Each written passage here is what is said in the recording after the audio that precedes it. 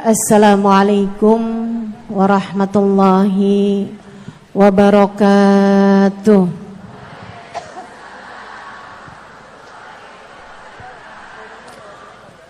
Alhamdulillah, wassalatu wassalamu ala Rasulillah Muhammad ibn Abdillah wa ala alihi wa sahbihi wa man wala.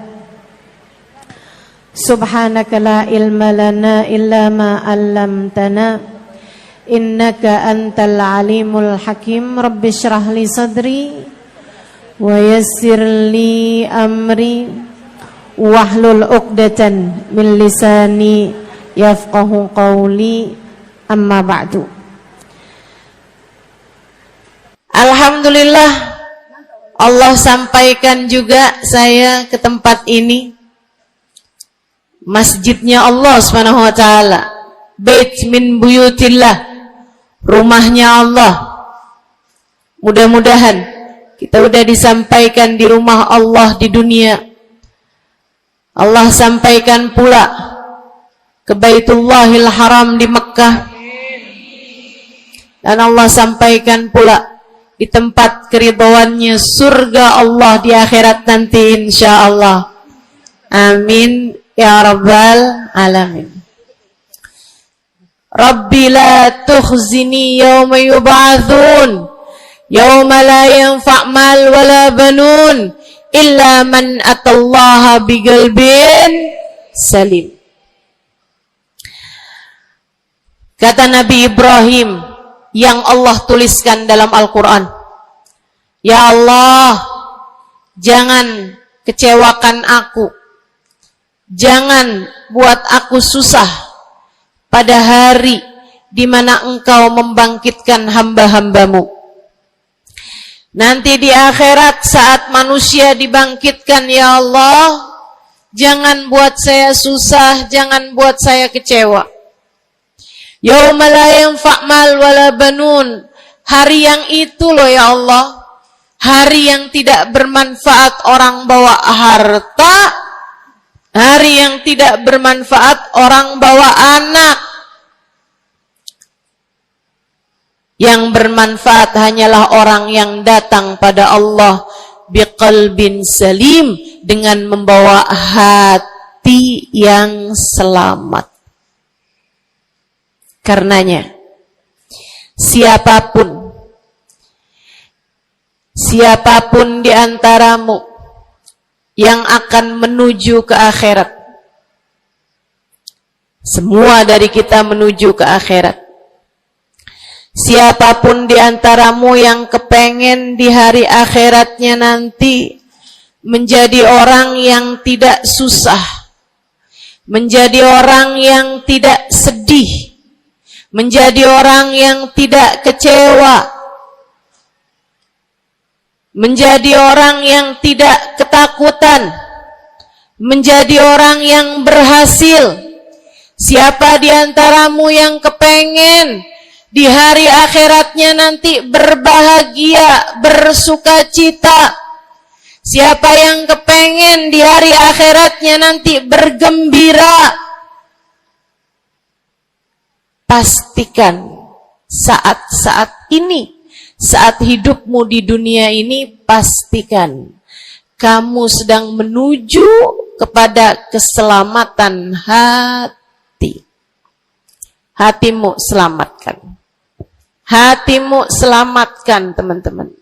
Hatimu selamatkan.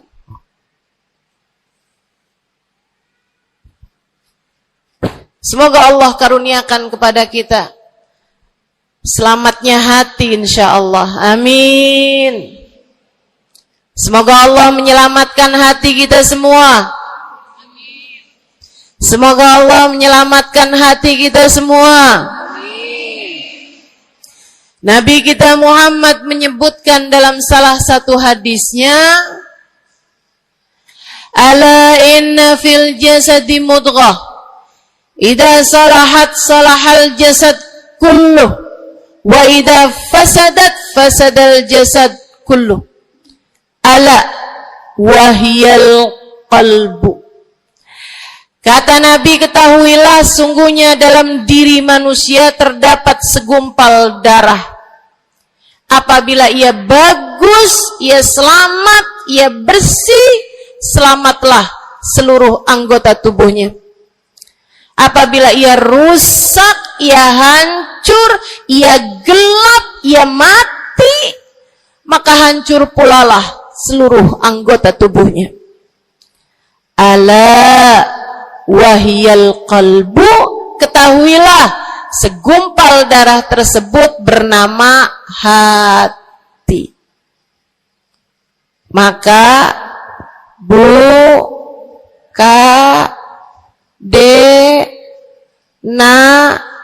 nek, banyak nenek-nenek di sini. Saya sampaikan padamu pesan dari hati saya yang terdalam. Berhati-hatilah dengan hati. Yang hati-hati sama hati. Apa yang ada di dalamnya? Coba silahkan. Silahkan kamu pikirkan nih kondisi hati saya ini kayak apa. Kita kalau badan lebih gampang ngerasainnya. Saya kalau ditanya, Ustazah lagi sakit? Iya. Sakit apanya Ustazah? Kaki. Saya bisa jawab. Tapi kalau kamu ditanya misalnya, gimana kabar hati kamu?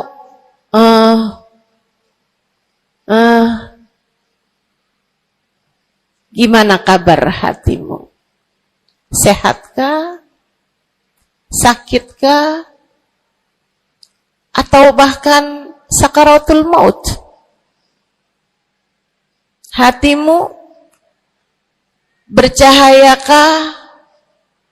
Gelapkah? Atau bahkan mati? Bagaimana kabar hatimu, teman-teman? Bagaimana kabar hatimu? Innallaha la yanzur, kata Nabi Muhammad dalam hadis yang lain. Innallaha la yanzur ila suwarikum wala ila absyarikum, walakin yanzur ila qulubikum. Sungguhnya Allah tidak melihat kepada badan kalian. Allah tidak melihat kepada warna kulit kalian. Allah nggak peduli hidung kamu mancung ataukah pesek.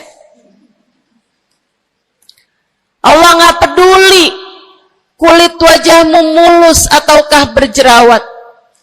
Allah nggak peduli kamu tinggi ataukah pendek.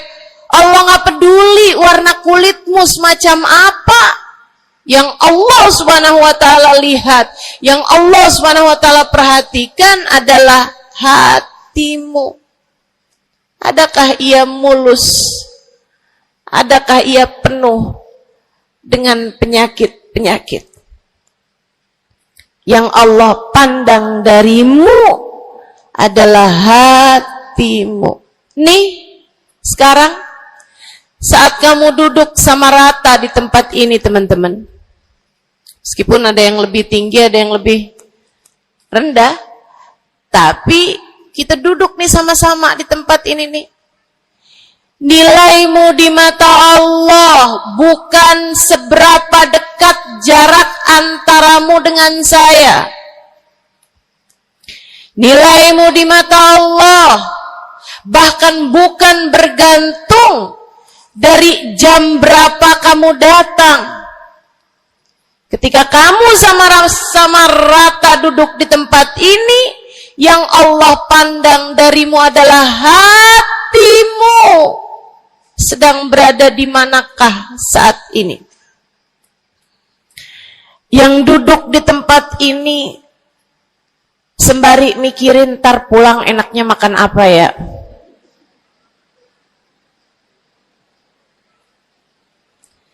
Yang duduk di tempat ini sambil mikirin, kok saya lapar ya? Iya, belum sarapan.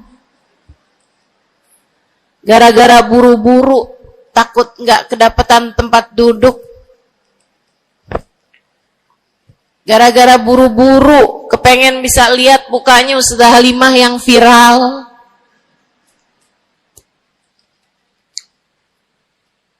Hatimu.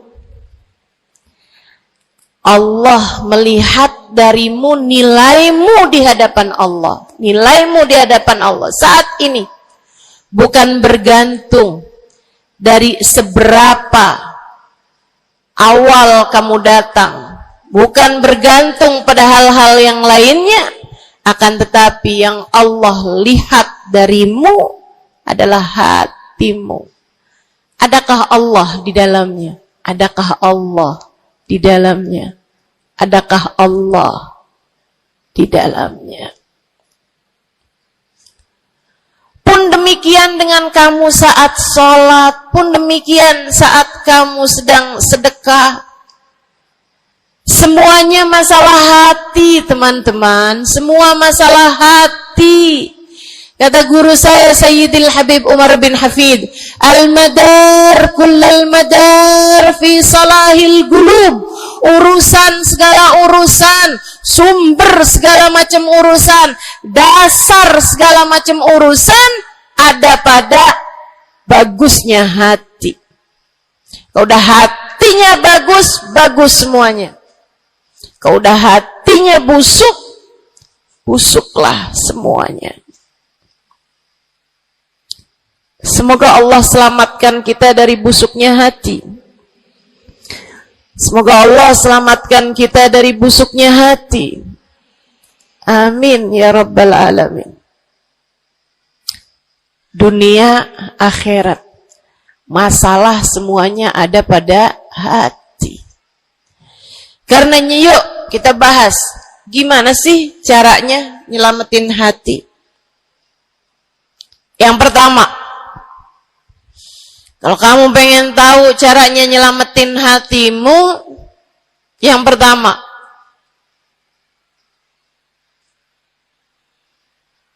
bersihkan sampah-sampahnya. Nih, kamu mau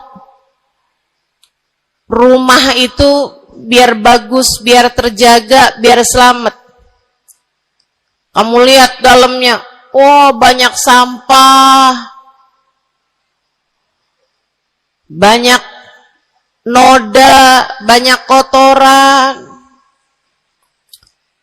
Dari mulai kotorannya cicak, ayam, sampai mungkin anjing, karena lama nggak ditempatin. Karena lama nggak ditempatin. Ada banyak di antara kita yang kondisi hatinya semacam itu. Sampah begitu banyak dalam hatinya.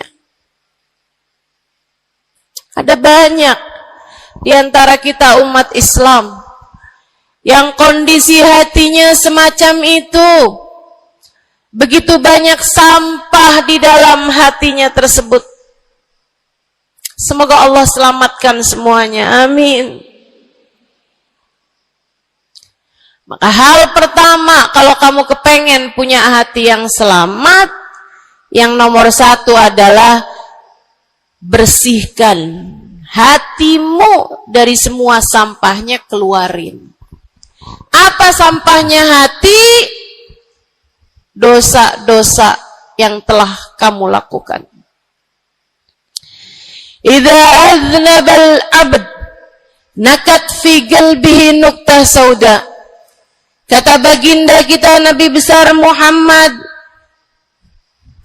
idza aznabal abd, ketika seorang hamba mengerjakan dosa, tertorehlah di dalam hatinya satu titik hitam. Sampahnya hati. Kamu tiap kali bikin dosa, dosa apa aja? Bukan hanya dosa besar, zina, bukan hanya dosa besar, minum minuman keras atau narkoba, bukan hanya dosa besar, judi atau riba, bukan hanya dosa-dosa besar. Kalau itu titik hitam yang sangat besar tertoreh di dalam hatimu itu.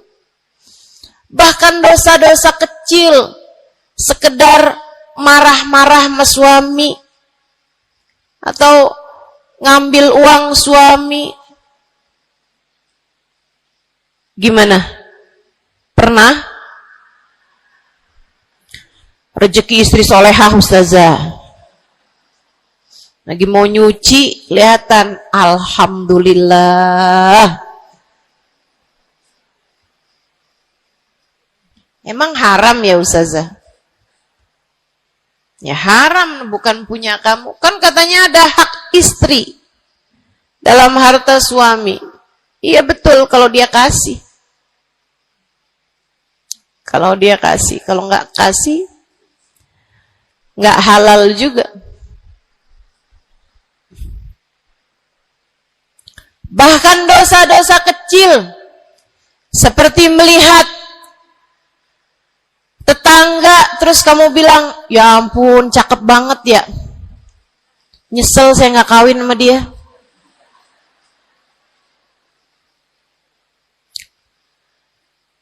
Dosa. Seperti memandang seseorang dengan pandangan menghina.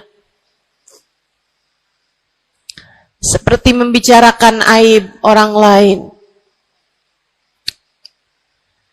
Setiap kali kamu berbuat dosa, apapun bentuk dosanya, satu titik hitam tertoreh di dalam hatimu itu.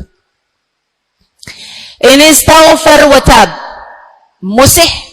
Kalau dia beristighfar, kalau dia bertaubat, dihapuslah titik hitam tersebut. Wa illa, kalau enggak, ya tetap aja ada. Kamu bikin dosa lagi, bikin dosa lagi, bikin dosa lagi, bikin dosa lagi. Enggak pernah istighfar, enggak pernah memperbaiki diri. Aurat tidak kamu tutup dengan baik. Sehingga akhirnya setiap kali kamu keluar dilihat oleh laki-laki yang bukan mahrammu. Satu titik hitam, satu titik hitam, satu titik hitam. Sampai terkadang hati seseorang dipenuhi dengan titik-titik hitam. Hatinya menjadi legam. Hatinya menjadi penuh dengan titik-titik hitam. Semakin bertambah lagi, semakin bertambah lagi, jadilah karat. Jadilah karat. Kalau udah jadi karat, na'udzubillah. Ini yang Allah sebutkan di dalam Al-Quran. Kata Allah, kalla, a'udzubillahi minasyaitonirrajim, kalla, bal rana ala qulubihim bima kanu yaksibun, kalla innahum an rabbihim yawma idin lamahjubun. Kalla, kata Allah, balran, ada ran, ada karat di dalam hati mereka, tersebab dosa yang menumpuk tanpa pernah dimohonkan ampunan. Kalla innahum an rabbihim yawma idzin lamahjubun. Orang kalau hidup bawa karat hasilnya apa? Orang kalau hidup bawa karatnya hati hasilnya apa ya Allah? Kalla innahum an rabbihim yawma idzin lamahjubun. Orang yang hatinya punya karat, pada hari tersebut ia akan terhalang dari Allah Tuhannya. Guru saya Sayyidil Habib Umar bin Hafid menyampaikan tafsir mengenai ayat ini. Kata Habib Umar bin Hafid, tidak mati dengan membawa iman. Orang yang hatinya penuh dengan karat, apabila datang ajal menjemput, iman tercerabut dari dalam hatinya, hingga ia pun mati, keluar dari atas muka bumi ini dengan tanpa membawa iman Islam. Dia keluar dari atas muka bumi ini bukan sebagai hamba Allah, bukan sebagai umat Nabi besar Muhammad sallallahu alaihi wa ala alihi wasallam, dia meninggal dunia dalam keadaan su'ul khatimah. Naudzubillah min dzalik. Jangan biarkan karat memenuhi hatimu. Jangan biarkan hatimu dosa-dosa yang telah kamu lakukan menjadi berkarat dalam hatimu itu. Saya kesian sama kamu. Nggak apa-apa. Hidup terus-terusan ngontrak, nggak apa-apa. Hidup nggak pernah punya kendaraan sendiri, nggak apa-apa.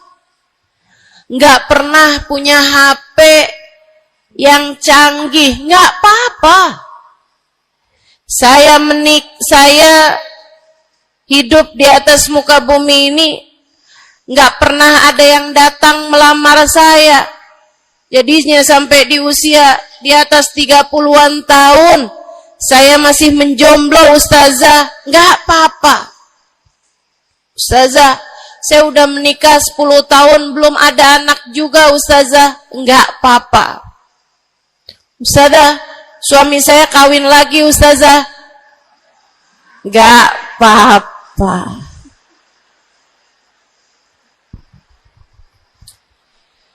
Hidup di dunia ini, apapun yang terjadi, semuanya hanyalah sementara. Kamu hanya perlu memastikan agar tatkala datang ajal menjemput, kamu punya modal. Dan modal utamanya yang nomor 1 adalah hati yang bersih. Hati yang selamat. Kamu bawa pulang menghadap Allah Subhanahu wa ta'ala bigalbin salim. Kamu bawa hati yang selamat, insya Allah. Mati nggak bawa suami nggak apa-apa,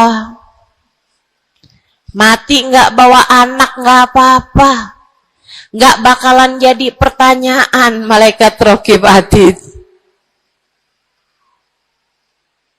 Tapi mati harus dengan membawa hati yang selamat. Mudah-mudahan Allah karuniakan. Mudah-mudahan Allah karuniakan. Saudaraku sekalian yang saya muliakan, maka bersihkan sampah-sampah dalam hatimu itu. Caranya gimana nih, Ustazah? Dosa-dosa saya emang udah banyak banget. Saya di masa muda, di masa remaja, bahkan sampai udah tua juga nih, bergelimangan dengan dosa demi dosa. Banyak dosa saya, Ustazah. Saya zaman muda berada dalam masa jahiliyah. Dosa, segala dosa saya kerjakan. Apa yang harus saya lakukan? Bersihkan karat-karat dalam hatimu itu dengan taubat. Minta ampun sama Allah, minta ampun sama Allah. Kamu perlu nangis sama Allah. Kamu perlu sungguh-sungguh minta ampunan sama Allah. Dosa segede gunung, kalau Allah mau melemparkannya ke dalam lautan ampunan, inna kaba'irad dunubi ful ghufrani kallamami. Katanya sahibul burda, sesungguhnya dosa-dosa besar dalam lautan ampunan, ia hanyalah seperti buih di dalam lautan. Gak ada artinya apa-apa kalau Allah mau ampuni. Dosa sebesar apapun, kalau Allah mau ampuni, gak ada artinya. Tapi dosa sekecil apapun, kalau Allah mau perhitungkan, kamu gak akan selamat. Saya sampaikan padamu atas nama cinta. Dosa sekecil apapun yang kamu lakukan, jika ia tidak berjumpa dengan ampunan Allah, kamu bisa tidak selamat. Iblis nyembah Allah 70.000 tahun lamanya. Sujud di atas bumi, dia sujud, bumi dihancurkan, Allah naikin dia ke langit. Di atas langit dia sujud, ganti-ganti posisi sujudnya. Karenanya Imam Ghazali dalam kitabnya Minhajul Abidin mengatakan, ma min buk'ah minal ard was sama, tidak ada satu jengkal tanah baik di bumi ataupun di langit illa waqad sajad iblis fihi sajdah. Iblis udah pernah sujud di sana, di semua tempat di bumi maupun di langit. Paling banyak ibadahnya ternyata bukan seorang wali. Paling banyak ibadahnya ternyata bukan seorang nabi. Kalau hitung-hitungan panjang-panjangan ibadah, ibadahnya iblis lebih panjang daripada siapapun dari makhluknya Allah Subhanahu wa taala yang pernah tinggal di bumi ini. Akan tetapi dia nggak nurut. Iblis ibadah 70.000 tahun, nggak nurut sekali doang, sekali aja. Wa idh qulna lil malaikati isjudu li Adam fasajadu illa iblis. Ketika kami memerintahkan seluruh makhluk yang ada di langit, seluruh malaikat kami perintahkan, wahai malaikat-malaikatku, sujudlah kalian kepada Adam. Fasajadu, mereka semuanya sujud, illa iblis, kecuali iblis doang, tantang petenteng gak mau sujud. Allah tanya, ma manaka antas judali Adam id amartuk? Iblis, apa yang bikin kamu gak mau sujud kepada Adam, padahal aku yang telah memerintahkanmu? Bukankah kamu selama ini sujud di bumi, di langit untuk menyembahku? Sekarang aku perintahkan padamu untuk sujud. Kenapa kamu gak mau sujud padanya? Iblis gak bilang, ya Allah, kan perintahnya tadi malaikat, saya kan bukan malaikat ya Allah.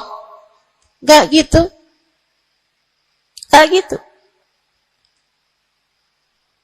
Saudariku sekalian yang saya muliakan, bahkan iblis nggak bilang, males ya Allah saya sujud, lagi bisulan, misal. Enggak gitu juga.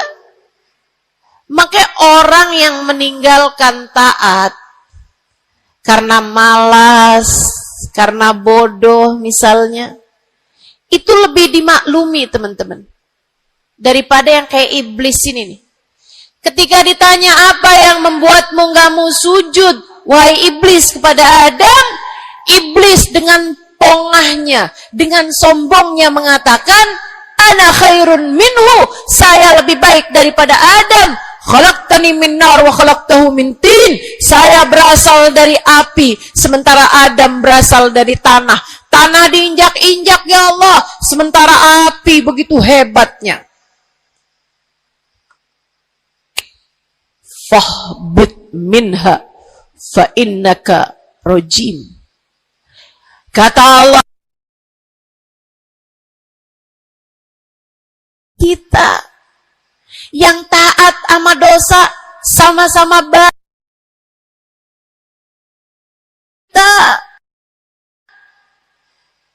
Yang mungkin dosa kita lebih banyak daripada taat kita. Kayak katanya Habib Ali Habsyi, kadang ada orang Islam, malaikat raqib yang nyatet pahala nganggur,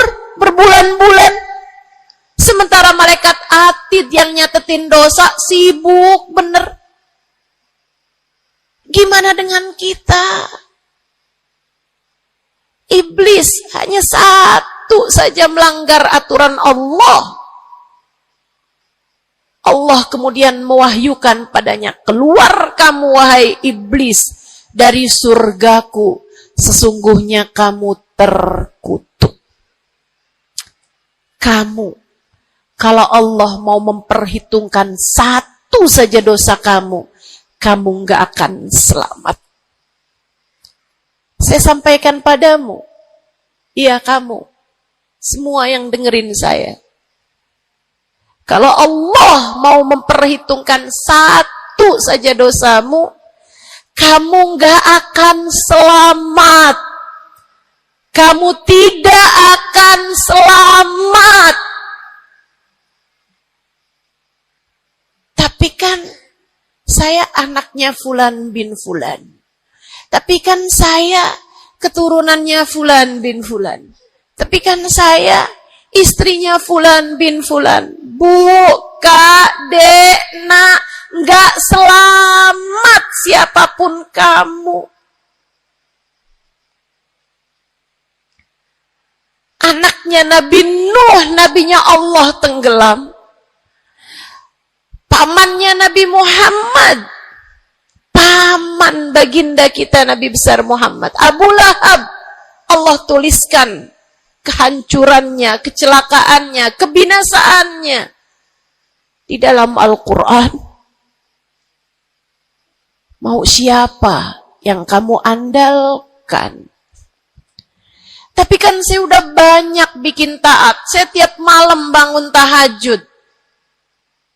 Kamu nggak nyampe seujung kukunya ibadah iblis 70.000 tahun.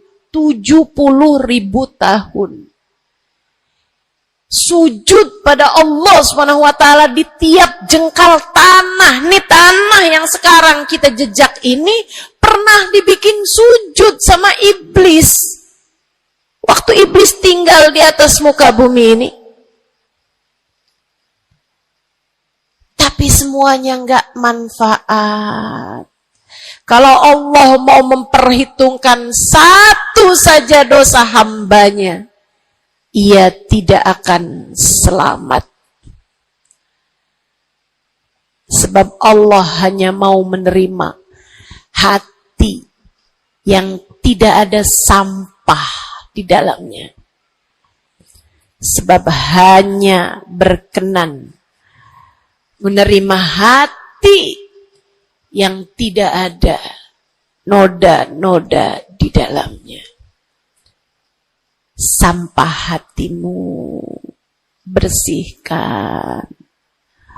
Dosa-dosamu taubati. Mintalah ampun kepada Allah. Mintalah ampun kepada Allah. Bangunlah di waktu malam, mandilah dengan mandi taubat.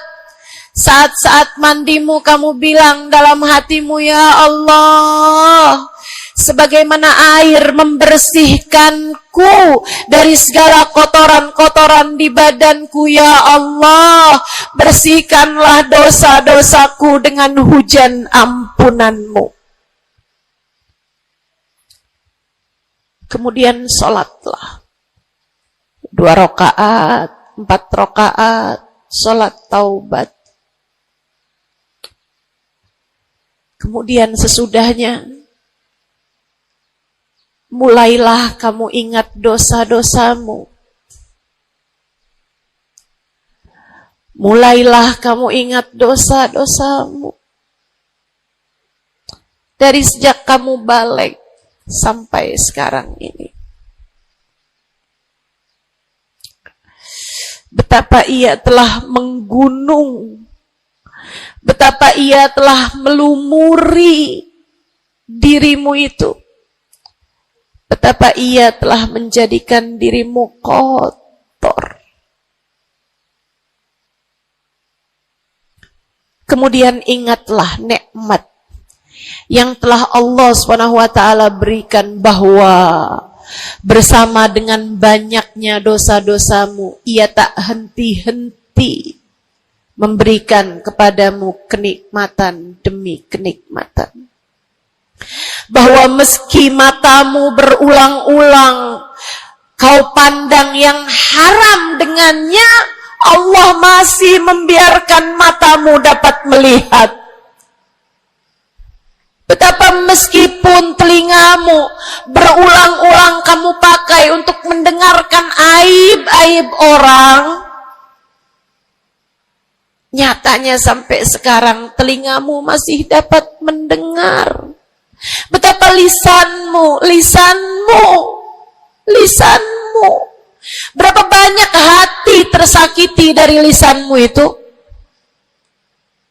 Mertuamu kamu sakiti, suamimu kamu sakiti, anakmu bahkan kamu sakiti. Bodoh banget sih jadi anak.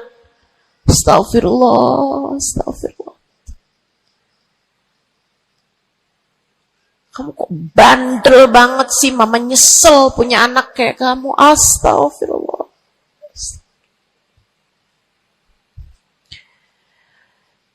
Betapa lisanmu menyakiti hati tetanggamu, saudara-saudarimu, sahabat-sahabatmu, orang-orang di sekelilingmu merasakan gangguan dari lisanmu itu, tersakiti dari lisanmu itu. Tapi meskipun entah sudah berapa banyak dosa tercatat dari lisanmu, Allah masih tetap membiarkan lisanmu dapat berbicara sampai saat ini. Nikmat tak henti-henti Allah berikan kepadamu, bukan? Betapa durhakanya diri kita, namun betapa penuh rahmatnya Allah kepada kita.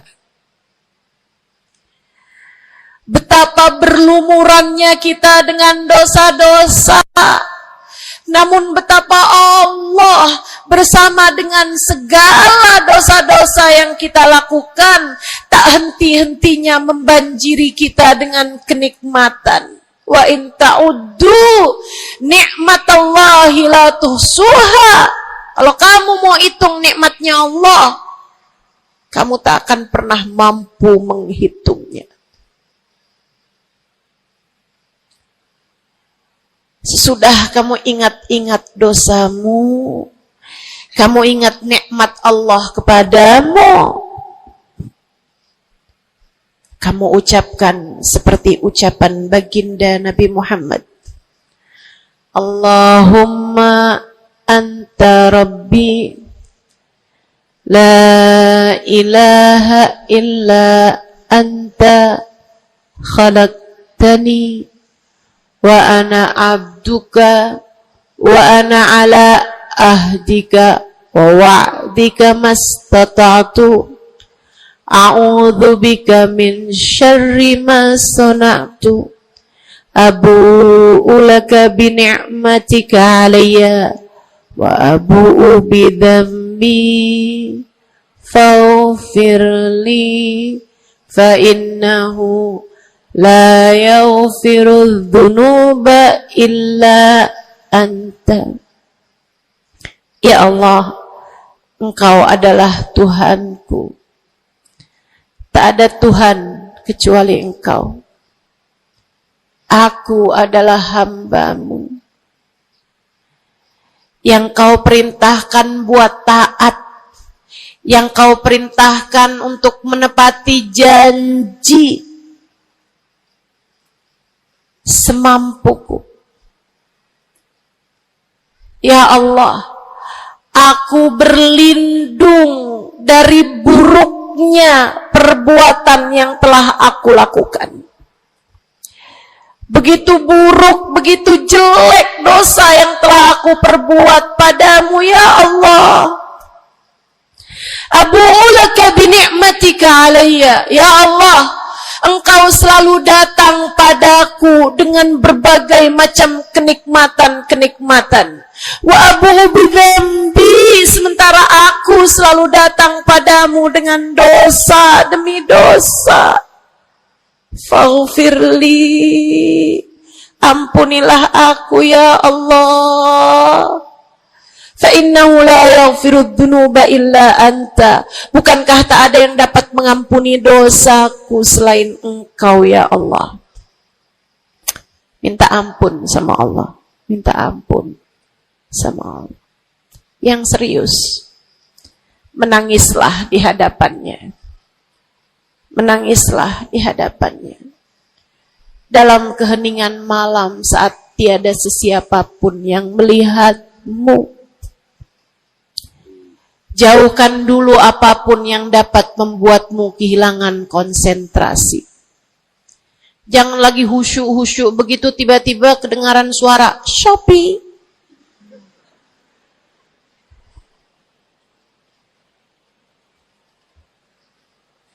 Kamu langsung jadi hilang konsentrasi. Yang mana nih ya?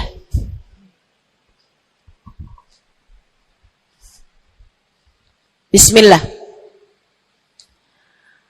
Kalau kamu pengen punya hati yang selamat, nomor 1 adalah taubat.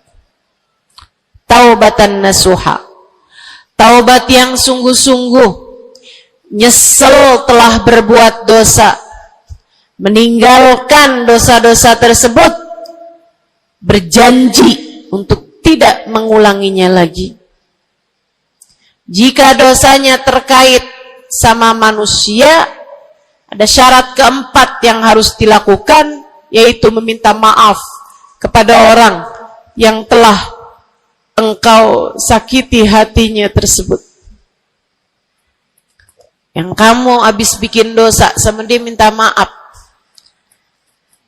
Mudah-mudahan Allah SWT ampuni dosa-dosa kita. Amin. Semoga Allah ampuni dosa-dosa kita. Amin. Ketika ada seorang ulama ditanya, ya Syekh, wahai Syekh, kalau saya nih punya banyak hajat nih, punya banyak permintaan, tapi waktunya sempit buat doa, doa apa yang seharusnya saya panjatkan? Misalnya nih, lagi sebentar nih, bisa kepegang Hajar Aswad, lagi sebentar nih, bisa ada di depan Ka'bah. Lagi sebentar nih, bisa ada di dekat makam Nabi Muhammad SAW. Sesudah kita ucap salam kepada baginda Nabi. Ini apa nih yang harus saya minta kepada Allah? Hajat saya banyak, sementara waktu saya sempit buat doanya. Apa yang harus saya mintakan? Apa sebaik-baik hajat yang perlu kita mintakan di saat tidak banyak waktu untuk memintanya kepada Allah? Syekh tersebut menjawab, is'alil maghfirah, mintalah ampunan dari Allah. Sebab bagaimana mungkin kamu meminta hajat-hajat yang lain sementara kamu masih belum berada dalam pandangan rahmatnya Allah. Kamu masih terusir dari pintunya. Kamu udah minta-minta. Nih kayak istri lagi minggat sama suaminya, kemudian dia WhatsApp, tolong dong transferin saya. Lah balik dulu.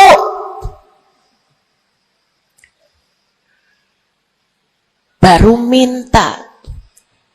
Tiap kita ngerjain dosa adalah tiap langkahan kita menjauh dari Allah Subhanahu wa ta'ala. Tiap kali kamu mengerjakan dosa adalah langkahan-langkahanmu menjauh dari Allah Subhanahu wa ta'ala. Karenanya mendekat dulu, masuk dulu, Allah bukain pintu dulu, baru deh silahkan minta yang lainnya. Kalau sempit waktumu, mintalah ampunan dari Allah Subhanahu wa ta'ala. Ini kan kerjaan kita nih suka salah-salah kalau doa. Giliran lagi ada hujan nih, wah doa mustajab, langsung, ya Allah jodoh ya Allah. Yang cakep, yang ganteng, yang kaya, yang setia, yang soleh, banyak bener. Padahal kalau ngelihat dirinya kagak ada pantes-pantesnya. Kalau kamu pengen jodoh yang soleh, solehahkan dulu dirimu itu.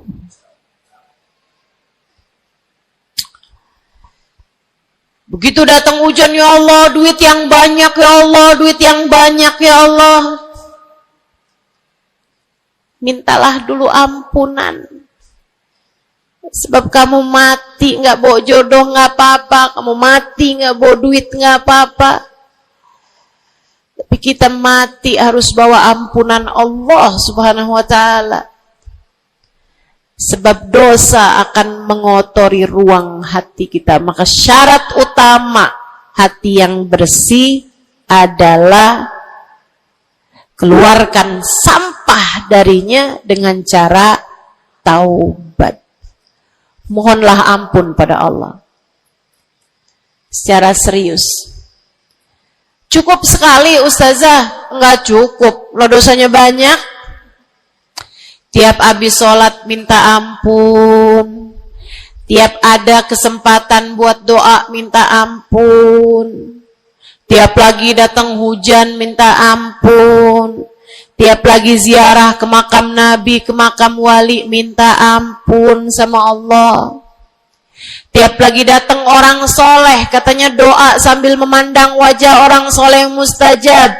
Apa yang mesti kita minta? Minta ampunan dari Allah Subhanahu wa ta'ala. Minta ampunan dari Allah Subhanahu wa ta'ala. Itu satu syarat mutlak utama. Pengen hatimu selamat, keluarkan sampah-sampahnya. Habis keluarin sampah-sampahnya, nah sekarang udah bersih. Ternyata ada penyakit-penyakitnya. Ada bagian itu yang atapnya bocor. Ada airnya yang tersumbat. Penyakitnya rumah. Bukan begitu?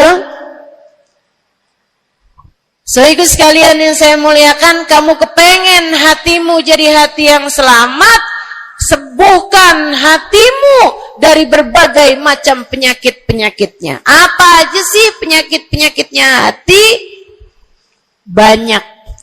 Imam Ghazali menyebutkannya dalam kitab Ihya Ulumuddin. Sampai jadi satu kitab yang tebal membahas mengenai hal-hal yang buruk yang ada dalam hati manusia. Bahasan panjang, nggak akan keburu waktunya buat bahas panjang itu. Tapi saya bilang, Bu, kayak rumah. Saya pernah beli rumah. Suami saya beli rumah. Kemudian saya liatin rumahnya bagus, bersih, cakep, udah nih. Kemudian satu hari saya ajak teman saya yang ngerti urusan rumah, ahli desain interior rumah. Saya bawa masuk dalam rumah saya, dia liatin, ini bocor nih Ustazah, yang ini nih harus cepet-cepetan ditambal. Terus dia lihat ada bagian atap tuh bocor tuh Ustazah, tambal dulu Ustazah, dibenerin dulu tuh Ustazah sebelum ditempatin. Bu, saya kirain rumah saya udah bagus. Ternyata kalau dilihat sama ahlinya baru ketahuan. Kita juga begitu semua. Kita kirain hati kita baik-baik aja. Tapi kalau kita duduk ngaji, kalau kita hadir di majelis taklim, kalau kita dengerin kajian-kajian, kita baru paham Ya Allah, ternyata hati saya ada penyakitnya di sini. Ternyata saya juga punya penyakit yang ini. Ternyata saya punya penyakit yang ini. Karena jangan berhenti belajar.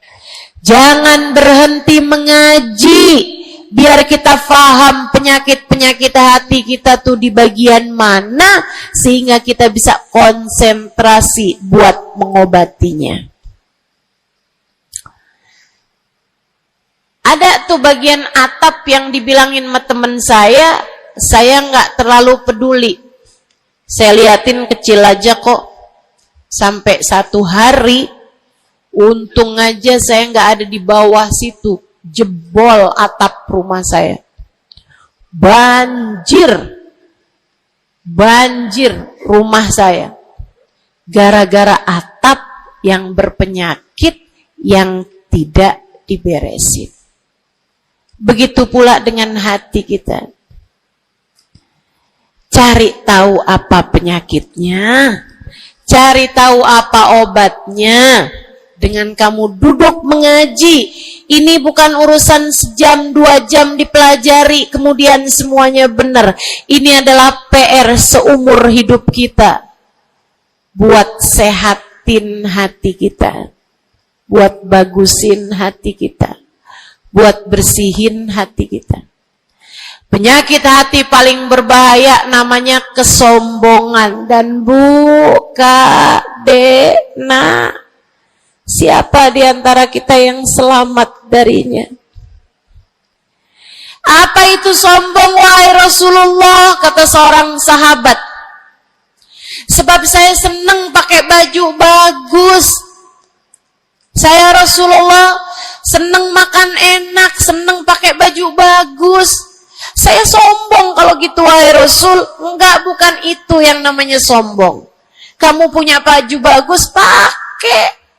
Jangan punya baju bagus. Saya kalau pakai ini kelihatannya sombong. Ya udah saya pakai yang rombeng-rombeng aja. Punya baju bagus tapi daster udah robek, itu aja yang dipakai. Tanya sama suaminya, kok kamu pakai baju yang ini sini kan robek nih. Enak, adem. Adem yang lihat, adem yang make, gerah yang lihat. Bukan itu yang namanya kesombongan. Saya punya uang, saya bisa beli mobil yang bagus, tapi saya nggak mau beli, saya takut sombong. Bukan itu yang namanya kesombongan. Saya punya uang, bisa bangun rumah buat tamu-tamu. Ulama-ulama kalau datang bisa tinggal di rumah saya. Tapi saya nggak mau, kayak gitu ntar saya sombong. Bukan itu yang namanya kesombongan. Sombong, kata Nabi Muhammad, batorul haq wa ghamtun nas. Sombong adalah menolak kebenaran dan menghina orang lain, merasa diri lebih baik daripada orang lain. Itu yang namanya sombong. Merasa diri lebih baik dari orang lain. Merasa diri lebih baik dari orang lain. Sering banget ini kan kita kan? Betul? Dulu-dulu belum pakai jilbab.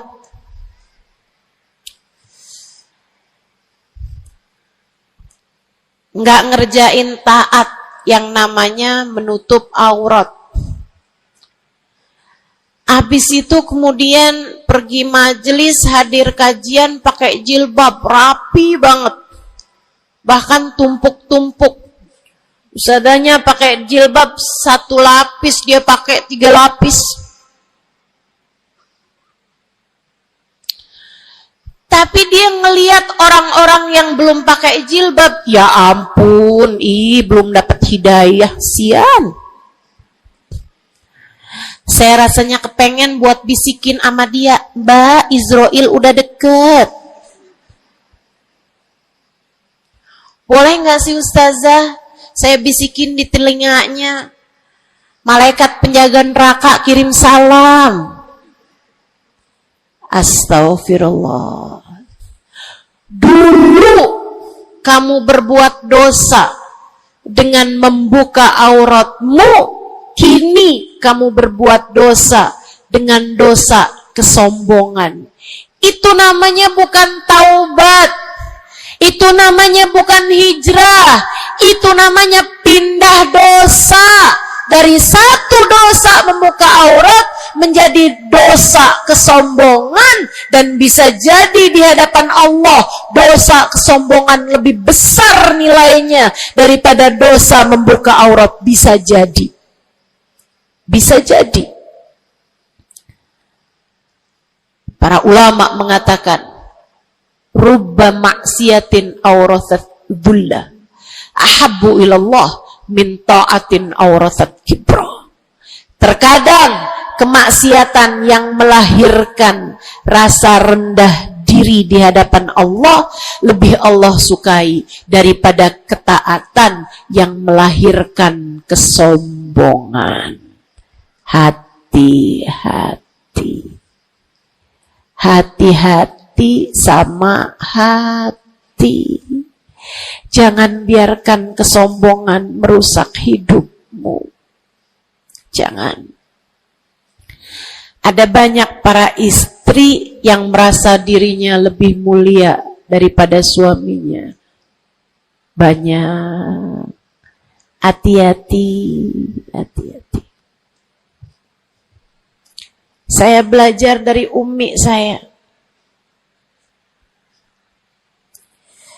Meninggal dunia 2 tahun yang lalu. Belum sampai hampir 2 tahun. Saudariku sekalian yang saya muliakan, saya sering bilang sama umi saya, Mi, maafin saya Mi ya. Umi saya bilang, Nak, maafin Umi ya. Umi punya salah sama kamu nggak kurang daripada salah kamu sama Umi. Umi punya dosa sama kamu pasti lebih banyak daripada dosa kamu sama Umi.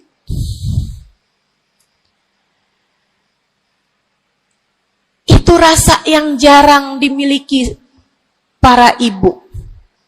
Seringnya ibu tuh merasa selalu lebih baik daripada anaknya. Seringnya ibu tuh merasa dia nggak punya salah, dia nggak punya dosa. Yang punya dosa banyak tuh anaknya kepada dirinya, bukan begitu? Ayo minta maaf dulu sama ibu. Ayo minta maaf dulu. Kan seringnya bilang gitu sama anak-anak kita. Kamu tuh nak, ibu ini adalah ibumu, surgamu berada di bawah telapak kakiku. Waduh. Betul, al-jannah tahta aqdamil ummahat. Tapi ucapan kamu yang semacam itu kesombongan. Yakin bakal masuk surga? Yakin? Yakin bakal masuk surga, Bu? Para ibu yang suka bilang surgamu anakku berada di bawah telapak kaki ibumu, yakin kamu bakal masuk surga? Hah? Allah nggak pernah wajib memasukkanmu ke dalam surga, Bu. Allah nggak pernah wajib menghindarkanmu dari api neraka, Bu. Allah nggak pernah wajib menjadikanmu ada di belakang Nabi Muhammad. Kalau kamu sampai Allah usir dari surganya, Allah masukkan kamu ke dalam nerakanya, kamu bisa apa? Kalau saat Nabi Muhammad menggiring umatnya dan kamu tidak bisa ada di belakangnya, kamu terusir dari rombongan Nabi Muhammad, kamu bisa apa? Kamu bisa apa? Nilaimu yang sesungguhnya nanti di akhirat kelihatannya. Nilaimu yang sesungguhnya nanti Di akhirat kelihatannya. Jadi kalau kamu mau sombong, tar di akhirat.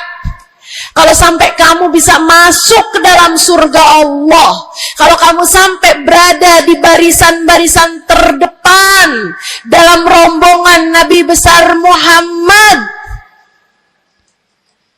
kalau kamu bisa makan dari buah-buahan surga, kalau kamu ada saat kamu mengucap salam kepada baginda Nabi Muhammad, matamu bisa memandang indah wajahnya, telingamu bisa mendengar indah suaranya, lisanmu bisa mengucapkan salam langsung di hadapannya, silahkan membusungkan dada pada saat itu. Silahkan mau ngerasa diri kamu lebih baik daripada ahli-ahli neraka, silahkan. Tapi sekarang keadaannya belum tentu.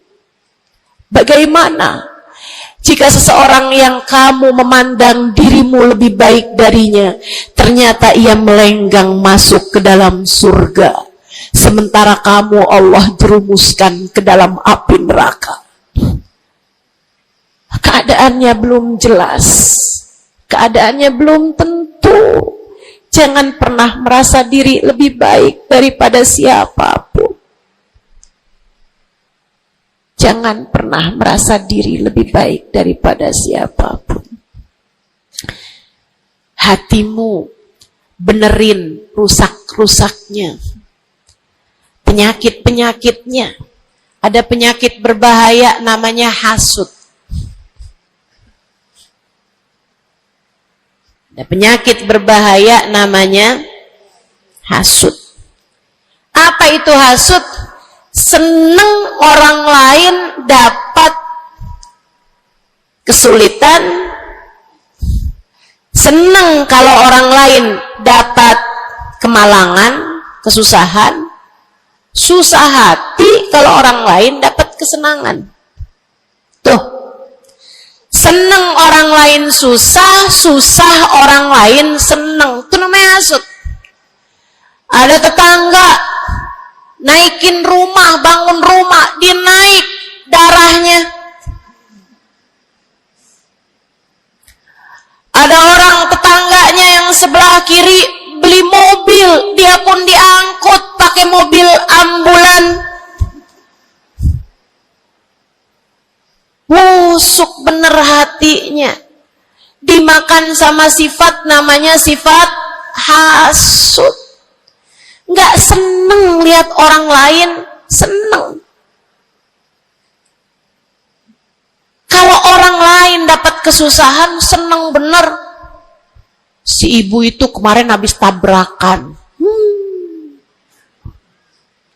pantas aja dia tabrakan. Kamu tahu kan, si ibu yang itu tuh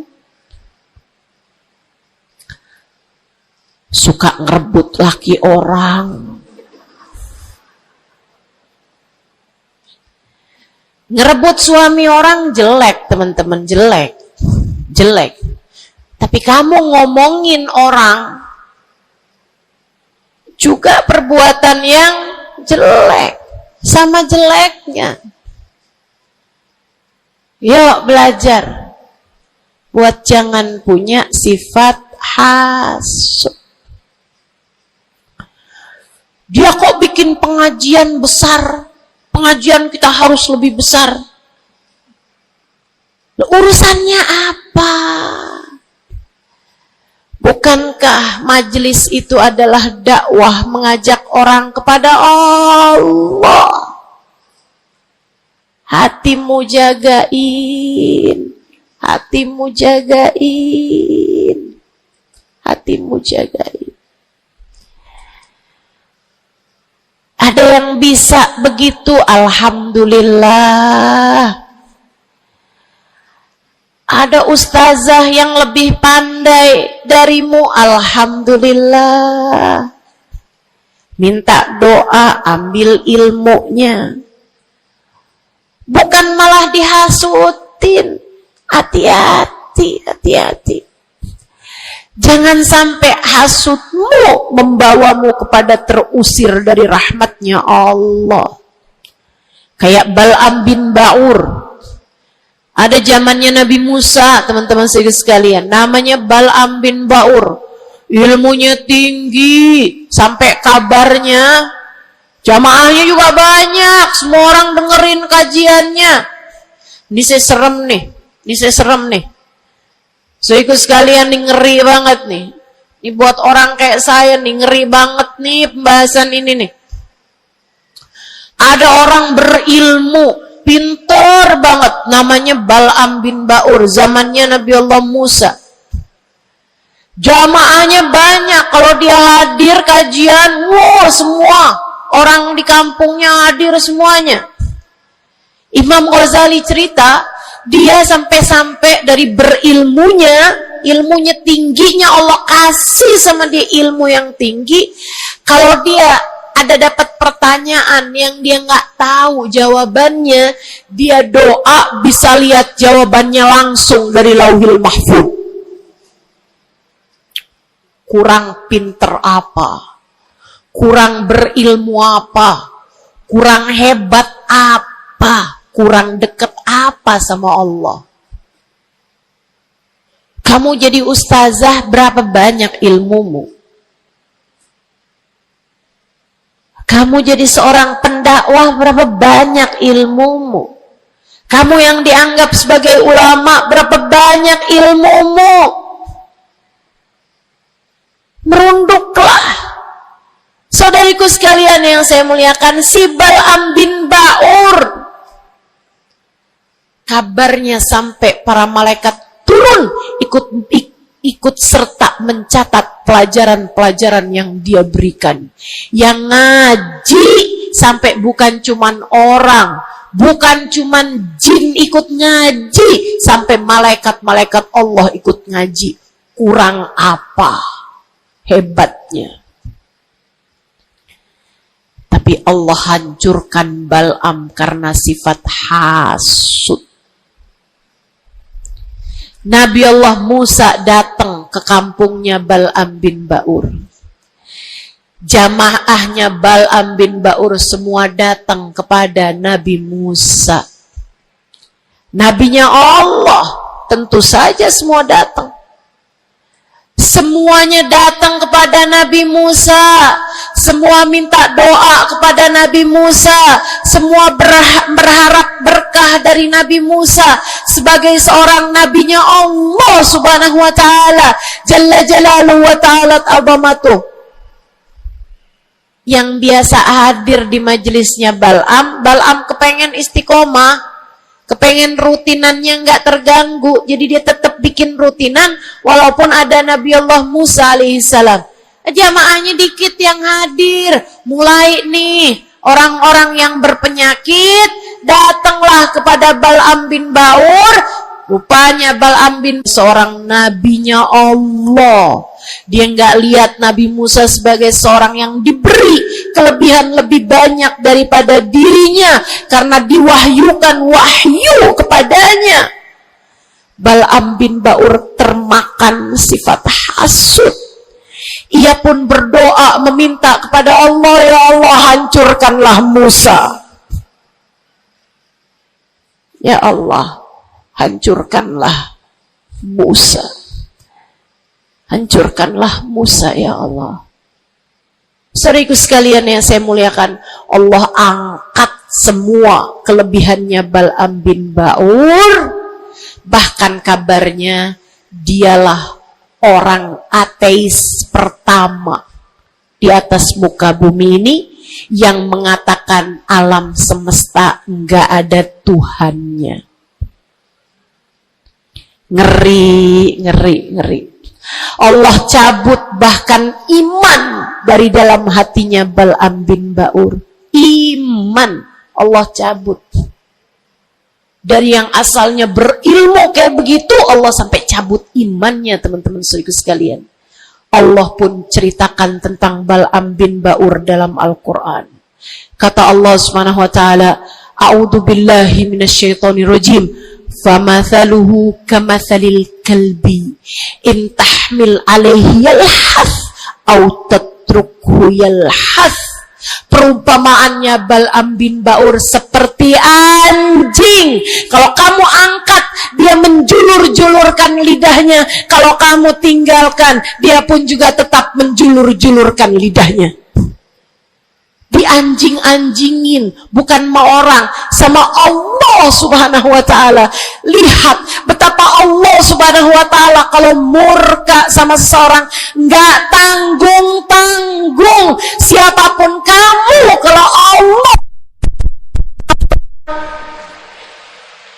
kalau Allah murka sama kamu, nggak tanggung-tanggung murka Allah. Bahkan kepada seseorang yang dibukakan lauhil mahfud kepadanya, Allah jadikan dia seperti anjing, kata Allah dalam Al-Quran. Jangan berani-berani punya sifat hasud. Ingat, kalau ada orang diberi kelebihan lebih daripada kamu, ingat, yang ngasih kelebihan itu satu, namanya. Kalau ada seseorang tertimpa kemalangan, jangan sok-sokan merasa diri lebih baik daripada orang tersebut. Ingat, yang ngasih kemalangan kepadanya hanya satu, namanya Allah. Hati-hati sama sifat namanya sifat hasud. Satu, bersihkan hatimu dari sampahnya yaitu dosa dengan cara taubat dan mohon ampun terus-terusan. Kedua, benerin rusak-rusaknya hatimu, penyakit-penyakitnya hatimu, yang terutamanya adalah sifat sombong dan sifat hasud. Hatimu belajar untuk tidak membenci siapapun. Hatimu belajar buat nggak benci sama siapapun. Yang terakhir, kalau kepengen hatimu selamat, hiasi.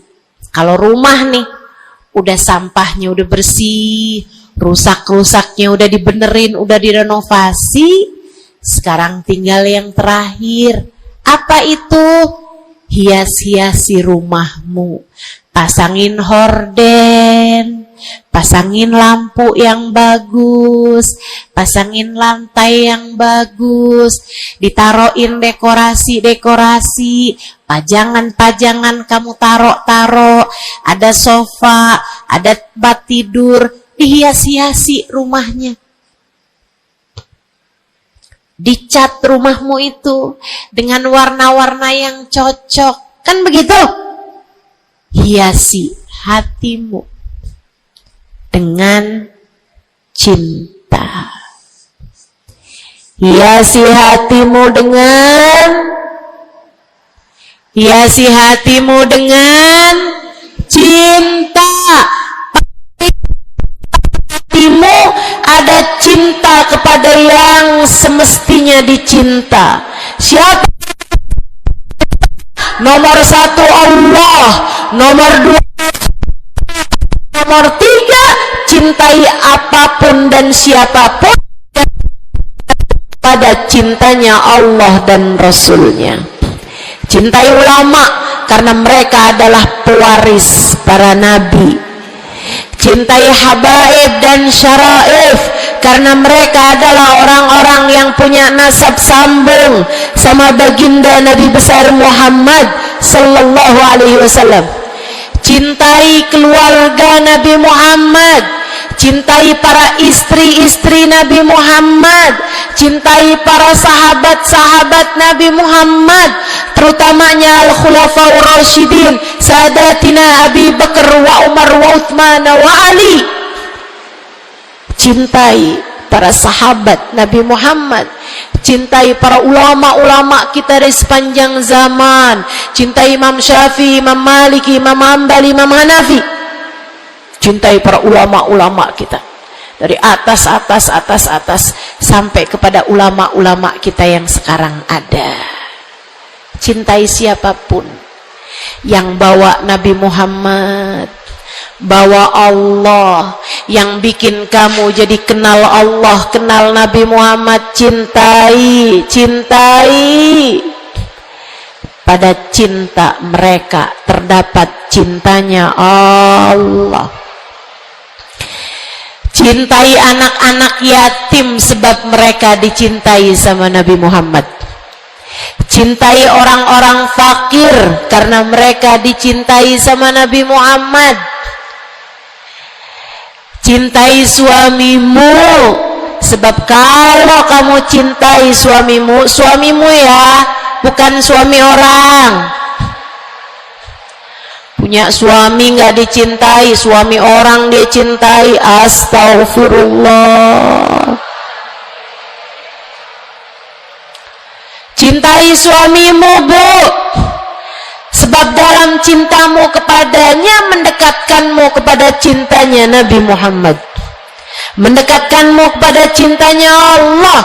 Kamu sayangi, kamu hormati, kamu muliakan suamimu, Allah ridho kepadamu, Nabi Muhammad sayang kepadamu.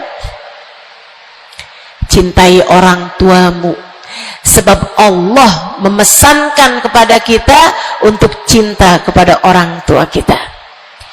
Cintai anak-anakmu sebab mereka umatnya Nabi Muhammad. Mereka umatnya Nabi Muhammad. Nabi Muhammad sangat sayang sama umatnya yang masih kecil-kecil. Nabi Muhammad sangat sayang sama umatnya yang masih belia, masih remaja. Mereka disayangi sama Nabi Muhammad, maka kamu pun harus sayang sama mereka. Yang tua-tua diantaramu sayangin, yang muda-muda diantaramu sayangi.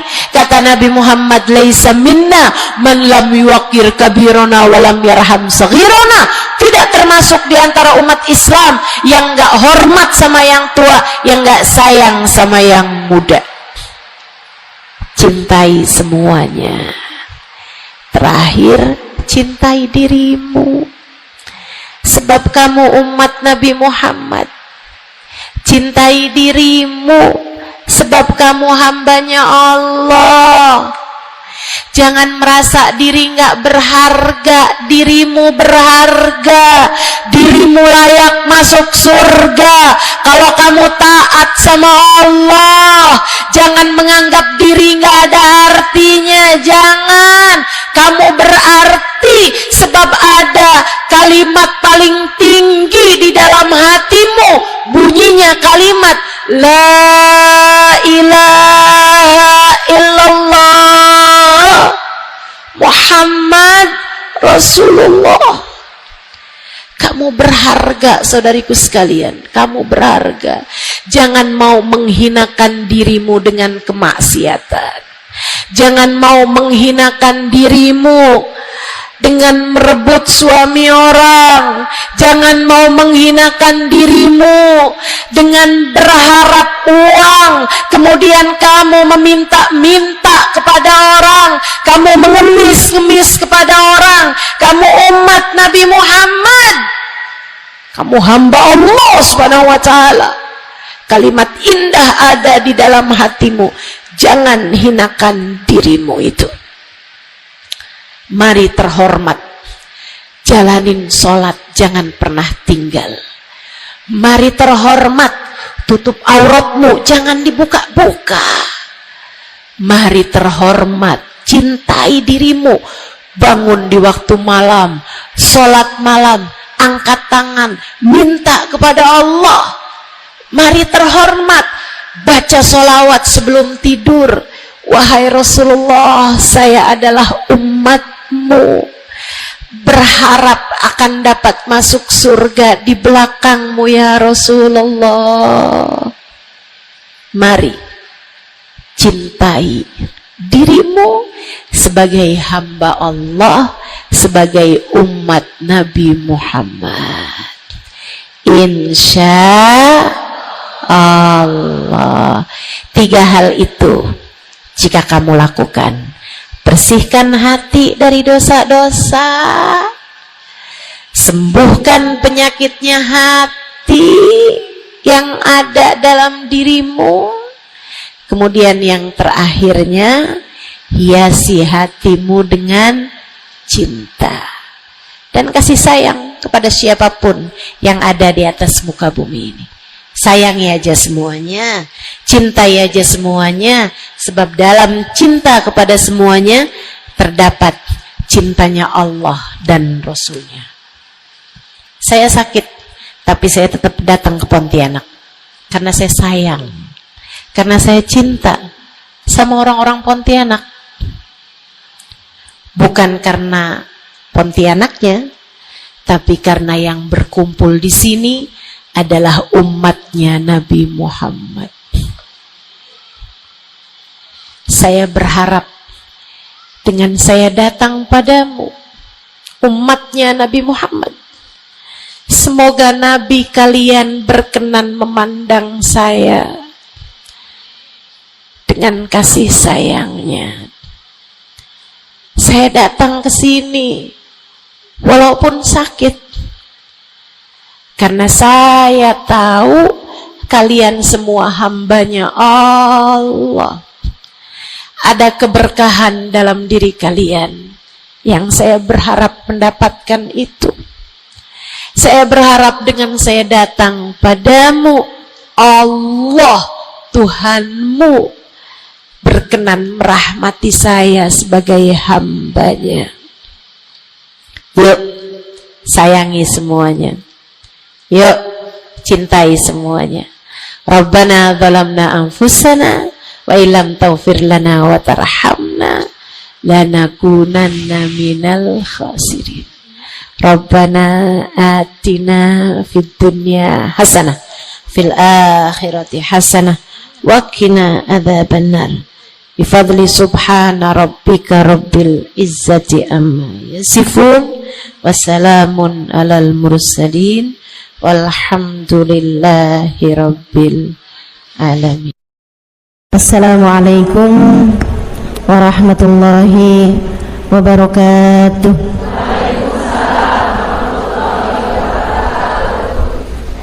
Alhamdulillah, wassalatu wassalamu ala rasulillah Muhammad ibn Abdullah wa ala alihi wa sahbihi wa man wala. Subhanaka la ilma lana illa ma 'allamtana innaka antal alimul hakim. Rabbi syrah li sadri wa yassir li amri wahlul 'uqdatan min lisani yafqahu qawli, amma ba'du. Baik, sebelum kita mulai, kita akan baca niat belajar bersama-sama. Mudah-mudahan ilmunya nanti sekali lagi jadi ilmu yang manfaat buat kita sekalian. Bismillahirrahmanirrahim. Nawaitu ta'allum wa ta'lim wan naf'a wal intifa' wal mudzakarah wat tadhkir wal ifadah wal istifadah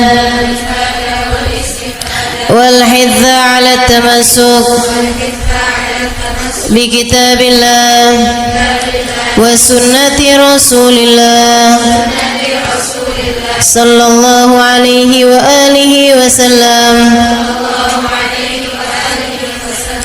wa du'a ilal huda والدلالة على الخير ابتغاء مرضاته وقربه وثوابه وحسن الخاتمة مع اللطف والعافية وصلاح العاقبة برحمتك يا أرحم الراحمين. إلى حضرة النبي محمد صلى الله عليه وسلم وآله وصحبه وأزواجه وذريته وأهل بيته وسلم وجميع الأنبياء والمرسلين والكل أجمعين أن الله يغفر لهم ويرحمهم ويعلي درجاتهم في الجنة وينفعنا بركاتهم وأسرارهم وأنوارهم وعلومهم ونفعاتهم في الدين والدنيا والآخرة. Al-Fatihah, baca bersama-sama.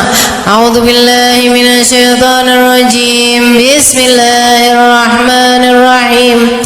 Alhamdulillahi rabbil alamin. العالمين الرحمن الرحيم مالك يوم الدين إياك نعبد وإياك نستعين اهدنا الصراط المستقيم صراط الذين أنعمت عليهم غير المغضوب عليهم ولا الضالين آمين Taqabbalallahu minna wa minkum taqabbal ya karim. Warraghbah fid dunya, sementara rakus ambisi terhadap dunia, tukathirul ham, bikin banyak sumpah, wal hazan, dan bikin banyak kesedihan. Bikin sedih badan kita, bikin sedih hati kita, bikin sumpek dan bikin akhirnya jadi berpenyakit ya badan kita ini. Ar-raghbah fid dunya. Wal batalah, sementara batalah, kalau di situ diartiin apa batalah? Nganggur ya, benar. Cuman bahasa yang enak apa ya? Tugasil galba, lalai dari Allah, maksudnya ya nggak kepengen dunia juga, nggak kepengen akhirat juga gitu, kayak gabut. Anak zaman sekarang bahasanya gabut ya. Gabut itu apa sih sebenarnya? Nggak ada kerjaan gitu kan? Itu kayak ada singkatan nggak butuh gitu kali ya dari itu ya. Nggak ngapa-ngapain gitu, pengangguran aja gitu, nggak jelas. Wal batalah tuh terlena, nganggur gitu kan, tidur mulu gitu, luntang lantung. Ada orang luntang lantung gitu kan, dibilang luntang lantung, dibilang lantung luntang. Tugasil galba, bikin keras hati. Bikin keras hati. Nganggur tuh penyakit bahaya memang. Bahaya. Wa qala alaihi salatu wassalam, dan bersabda pula baginda Nabi besar Muhammad, Naja awwalu hadhihi al-umma biz-zuhdi wal yaqin. Awal umat ini terselamatkan dengan zuhud, wal yakin, dan dengan keyakinan yang kuat.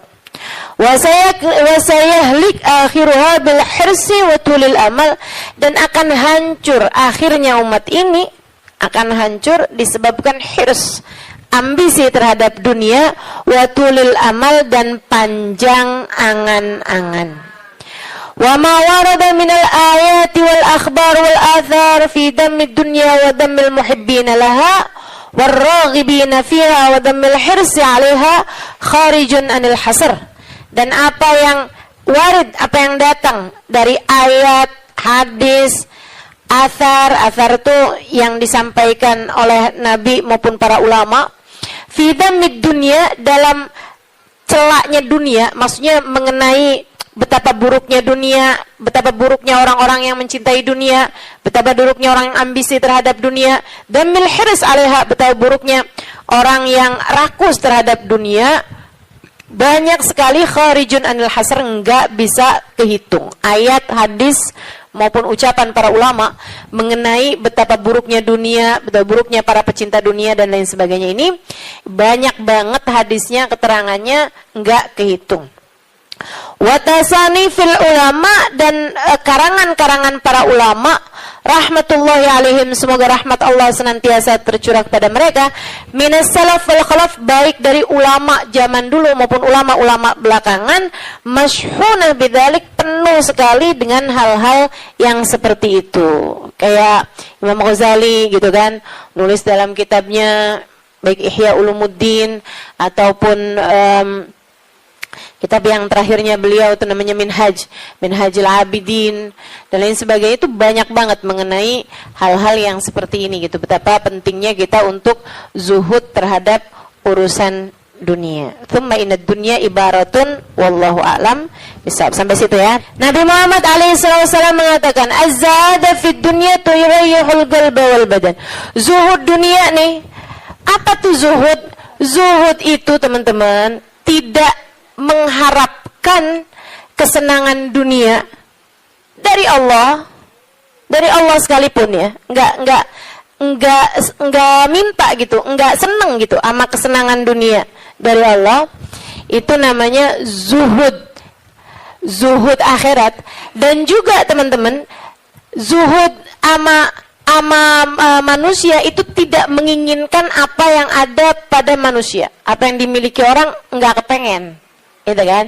Itu namanya zuhud fima fi aidin nas. Ini disampaikan Nabi Muhammad dalam hadisnya, izhad fid dunya yuhibbukallah, wazhad fima fi aidin nas yuhibbukan nas. Kata Nabi Muhammad alaihissalam, zuhudlah kamu dari dunia. Zuhud tuh enggak seneng, enggak ambisi, enggak fokus kepada kesenangan dunia maupun pencapaian dunia. Hati-hati, tipis teman-teman bedanya, gitu kan? Pencapaian dunia, saudara sekalian, kayak gini loh, banyak followers, majelisnya jadi rame. Itu tipis tuh antara kamu kepengen akhirat sama kamu kepengen dunia. Buat siapanya? Bukan buat yang hadir. Saya rasa kalau yang hadir mudah-mudahan baik gitu kan. Tipisnya itu buat pelaku-pelaku dakwah, baik yang rumahnya buka buat majelis atau dia buka majelis, atau yang ngajarnya nih, gitu. Karena kalau tujuannya senengnya itu adalah urusan-urusan dunia, tuh tipis banget, setan nantinya tuh bisa masuk dari arah situ. Dari arah situ masuknya. Izhad fid dunia, kata Allah Subhanahu wa taala. Makanya dari tipisnya nih yang saya sebut tadi itu ya, kayak keinginan kamu tuh dunia apa akhirat, keinginan kamu tuh pujian manusia atau pujian Allah. Itu sampai-sampai banyak dari para wali-walinya Allah Subhanahu wa taala meninggalkan kemasyhuran dunia karena khawatir sama hatinya. Banyak saudaraku sekalian. Sampai ada di antara para wali itu yang sampai berpura-pura nyuri, sampai dikejar orang gitu kan. Kenapa dikejar orang? Karena yang dia curi adalah bajunya seorang perempuan yang lagi mandi.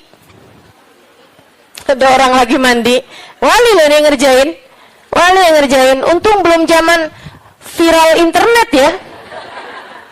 Ini kalau zaman viral internet kayak apaan tuh, orang ngejudge dia tuh kan, udah nganggepnya udah hancur banget dah gitu. Tapi memang itu yang dicari sama beliau. Yang dicari sama beliau adalah menghindar dari kepopuleran, menghindar dari apa yang orang-orang cari dari kemuliaan dunia, karena khawatir hatinya terselip rasa keinginan untuk dianggap mulia di dunia, menghancurkan kemuliaannya di akhirat. Serem bener buat orang-orang kayak saya yang sama Allah dikasih pegang mic di depan, ya kan?